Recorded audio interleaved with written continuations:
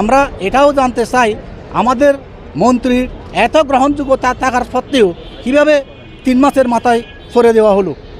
আমরা যে কত কষ্টের বিনিময়ে আমাদের একটা পার্বত্য চট্টগ্রামের পূর্ণমন্ত্রী পেলাম, এই 3 মাসের মাথায় এই আমাদের পূর্ণমন্ত্রীকে সরানো দেওয়া হলো। কীভাবে সরানো দেওয়া হলো এটা আমাদের পাহাড়িদের, বিশেষ করে পার্বত্যবাসীদের বোঝার গম্য নয়। তার কারণ হচ্ছে আমরা জানি পার্বত্য চট্টগ্রামটা সব সময় আলাদা করে রাখে। আমরা হয়তো ক্ষুদ্র জাতি হতে পারি, কিন্তু আমরা তো শিক্ষা দীক্ষা বাসস্থান সব কিছুর আমরা ক্ষুদ্র না বলে আমরা মনে করি। আমাদের এই যে বাবু দীপেন দেওয়ান যে পার্বত্য মন্ত্রী কীভাবে হলো বিপুল ভোটে জয়যুক্ত হয়েছে।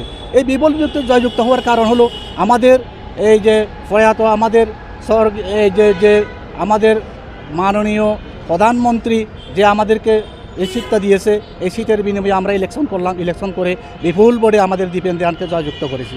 আমাদের 3 পার্বত্য জেলার মধ্যে 2 জন পাহাড়ি, 1 জন বাঙালি হিসাবে জয়যুক্ত হয়েছে। যেমন খাগড়াছড়িতে আমাদের এই অদূত ভাই জয়যুক্ত হয়েছে, বান্দরবানে ঝেরিবাবু জয়যুক্ত হয়েছে, আমাদের রাঙামাটিতে দীপেন দেওয়ান বিপুল ভোটে জয়যুক্ত হয়েছে।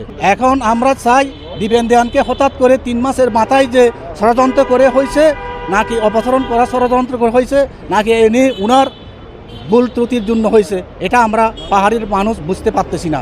আমরা এটাও জানতে চাই আমাদের মন্ত্রীর এত গ্রহণযোগ্যতা থাকার সত্ত্বেও কীভাবে 3 মাসের মাথায় সরে দেওয়া হলো। মাননীয় প্রধানমন্ত্রীর কাছে আমাদের বিশেষ অনুরোধ, পার্বত্য চট্টগ্রামবাসীর বিশেষ অনুরোধ, পাহাড়ি বাঙালির বিশেষ অনুরোধ, মাননীয় প্রধানমন্ত্রী আপনি আমাদের দেশের নায়ক, আপনি আমাদেরকে অভিভাবক হিসেবে বাংলাদেশে এসেছেন। এখন আপনারা চিন্তা ভাবনা করে পাহাড়িদেরকে যদি দীপেন দেওয়ানকে দোষ ত্রুটি সব কিছু যাচাই বাছাই করে কোন কারণে অপসারণ করা হলো, যদি পুনরায় যদি পার্বত্যবাসীকে দীপেন দেওয়ানকে মন্ত্রিত্ব ফেরত দেওয়া হয়, তাহলে পার্বত্যবাসী সহজেই আমরা খুশি হব। এবং আগামীতে যতই কিছু পাহাড়ের বিপদ আসুক না কেন, একমাত্র দীপেন দেওয়ানই সমাধান দিতে পারবে। এটাই আমাদের বিশ্বাস, এটাই আমাদের দৃঢ় প্রতিজ্ঞ।